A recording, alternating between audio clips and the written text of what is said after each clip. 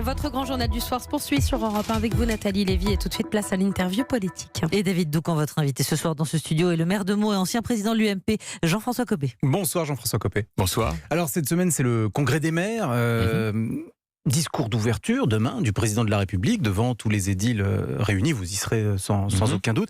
Qui est, selon vous, Jean-François Copé, le vrai Emmanuel Macron? Celui qui dit, en parlant des maires, nous avons la République en partage, ou celui qui disait en mai 2018, je cite, je ne serai pas le cache-sexe de certains élus quand ils sont enlisés dans des mauvaises politiques ou du clientélisme? Les deux, c'est-à-dire que je pense qu'il a pensé ça, et qu'au fil de ce quinquennat, il mûrit, il prend de la bouteille, comme on dit, parce que en réalité, on a un président de la République qui est un peu une exception dans l'histoire de la République, c'est-à-dire qu'il n'a jamais été avant élu nulle part, il n'a jamais notamment eu d'expérience de maire. Et vous savez, moi, Jacques Chirac m'avait toujours dit l'apprentissage du métier politique, au sens noble du terme, c'est en étant maire. Et je crois qu'il avait tout à fait raison, parce que là, vous êtes confronté à la réalité et vous ne pouvez pas mentir, parce que vos administrés sont devant vous, ils vous disent les choses. Emmanuel Macron dit être à portée d'engueulade. Quand on n'est pas maire, on a un peu tendance à être dans les clichés, les caricatures et à raconter des choses qui ne sont pas la vérité. Heureusement qu'on a les maires dans la République. Vous savez, c'est ceux qui tiennent la République au quotidien, loin des caméras, loin des commentaires caricaturaux. Ils tiennent au quotidien en matière de sécurité, en matière de propreté, en matière de gestion d'une vie en société au quotidien, avec tout ce que ça peut vouloir dire. Est-ce que ce sont les maires choses merveilleuses et aussi de tensions? Est-ce que ce sont les maires qui ont sauvé Emmanuel Macron avec le grand débat, qui venait pour sortir le pays de cette crise des Gilets jaunes? Non, parce que d'abord, Emmanuel Macron, en tant que tel, il n'est pas en péril. Il est président de la République pendant 5 ans, nos institutions sont très solides, et heureusement, il ne faut pas y toucher à nos institutions.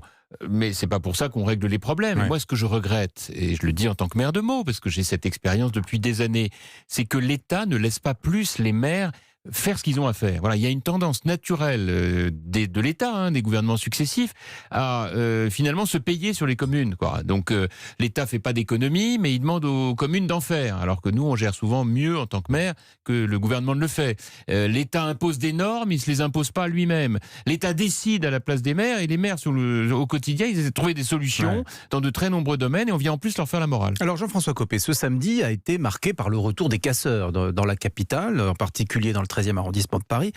Est-ce qu'on a, selon vous, un problème de maintien de l'ordre récurrent dans notre pays?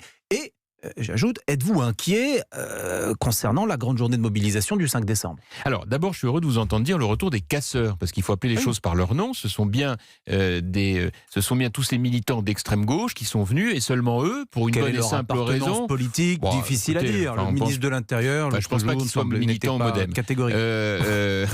La réalité, c'est que ce sont des militants d'extrême gauche dont on connaît l'engagement destructeur, et qui étaient tout seuls, parce que les Gilets jaunes, cette fois, ils ne sont pas venus.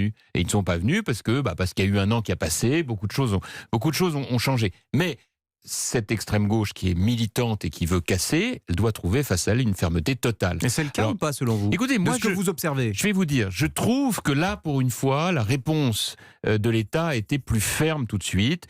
On n'a pas tâtonné, comme ce fut le cas l'année dernière, où on a laissé l'Arc de Triomphe saccagé, la tombe du soldat inconnu piétinée. Il semble que là aussi, Emmanuel Macron ait pris quand même conscience que, là aussi, il a mûri. Il a compris qu'il fallait être très ferme. Le changement de préfet de police de Paris aussi, peut-être, Didier Lallement. Oui, mais surtout des techniques de sécurité. Vous savez, j'étais ministre délégué à l'Intérieur, je connais assez bien ces sujets. Des techniques de sécurité qui correspondent à la réalité. On ne fait pas du statique, on fait du mobile quand on a des voyous qui cassent tout. Voilà. Alors, la grande réforme, c'est celle des retraites. Que pensez-vous, Jean-Françoa Copé, de cette idée de clause du grand-père? Nos auditeurs commencent à être familiers de ce vocabulaire, mais je réexplique. C'est l'idée que la réforme, la mise en place d'un régime universel par points, ne s'appliquerait qu'aux nouveaux entrants sur le marché du travail. Et donc, en réalité, dans 40 ans, pour nos concitoyens. Que pensez-vous de cette idée? Je pense que c'est une échappatoire. Le vrai sujet, c'est que toutes ces réformes sont forcément impopulaires. Quelle est la personne qui va vous dire « je suis d'accord pour qu'on modifie mon système de retraite » quand les analyses montrent qu'elle risque d'être un peu moins bonne? La seule chose, c'est que si on ne le fait pas, elles ne seront pas un peu moins bonnes, les retraites. Elles seront catastrophiques dans assez peu de temps, compte tenu de l'évolution démographique. Tous les pays d'Europe ont fait cette réforme des retraites. Tous. Bon. Donc vous soutenez le gouvernement sur ce point? Oui, sauf... Ou en tout cas, Jean-Paul Delevoye, disons. À condition que ce soit pas reporté au calendrier grec. Mais qu'est-ce qui ressort de tout cela? C'est qu'en vérité, il y a deux principes. D'abord, on ne gouverne pas avec les sondages. La hauteur, la grandeur du gouvernement au sens noble du terme, c'est de décider des choses qui sont nécessaires pour le pays, et là, en l'occurrence, pour l'avenir de nos enfants, parce que c'est eux qui, demain, seront à payer la retraite. Bon. Et puis, la deuxième leçon, c'est que vous ne faites pas ça en milieu de quinquennat. Il faut le faire au début, et il faut le faire par ordonnance. Parce que si vous rouvrez la boîte de Pandore, comme on est en train de le faire là, le mécanisme traditionnel des grèves se met en place via la SNCF et la RATP et les services publics qui sont en situation de bloquer à nouveau le pays et d'infliger un calvaire à la population qui va travailler. Donc nous voilà repartis vers ce cycle infernal. Ce serait la première fois, je dirais, c'est pas grave, mais c'est tout le temps la même chose. Il faut le faire au début de quinquennat. Par ordonnance, j'ai l'impression de vous réentendre pendant la primaire. L'avantage, c'est que j'ai une assez grande constance dans les combats que je mène. Jean-François Copé. J'arrive pas à convaincre autour de moi toujours autant que je le souhaiterais, mais peut-être un jour ça arrivera. Jean-François Copé, est-ce qu'on peut, selon vous, devenir président de la République quand on n'en a pas une envie viscérale, comme ça semble être le cas pour François Baroin?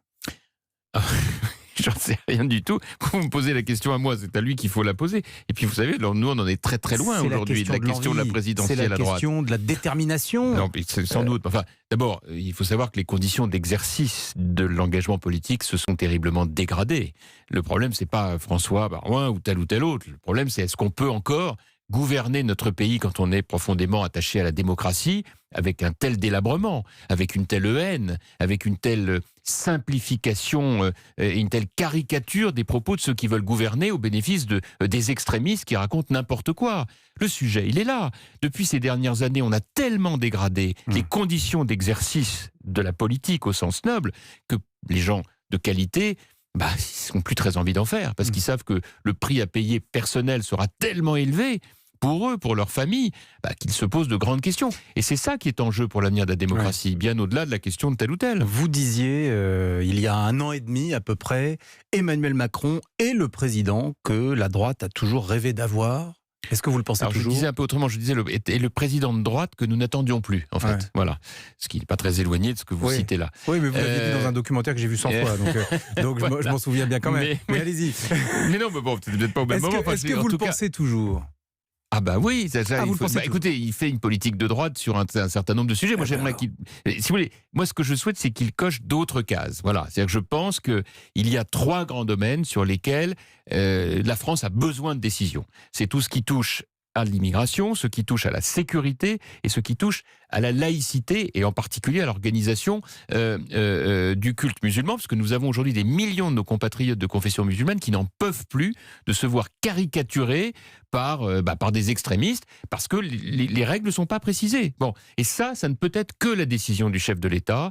Et c'est vrai que sur ces sujets, je pense qu'on tarde trop parce qu'on est imprécis. Et à chaque fois qu'on est imprécis, ça donne lieu à toutes les polémiques. Et on l'a encore vu il y a quelques semaines à propos de l'affaire du voile. Bon, alors nous manquons de temps, malheureusement, mais vous reviendrez sur Europe 1, nous l'espérons. Avec grand plaisir. Merci. Même aux Parisiens, si j'ai bien compris la suite de votre carrière. Merci Jean-François Copé d'avoir accepté mon invitation.